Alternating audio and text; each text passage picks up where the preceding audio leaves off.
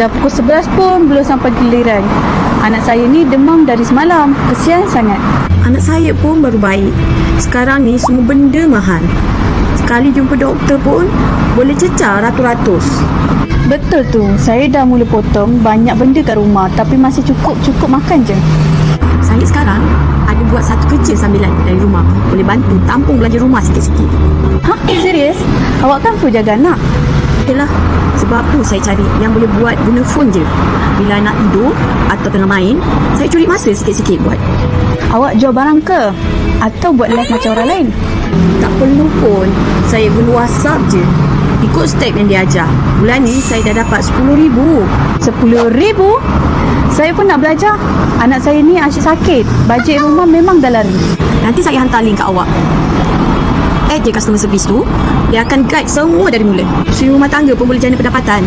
Klik link kat bawah ni. Add customer service. Sekarang guna phone je pun dah boleh mula.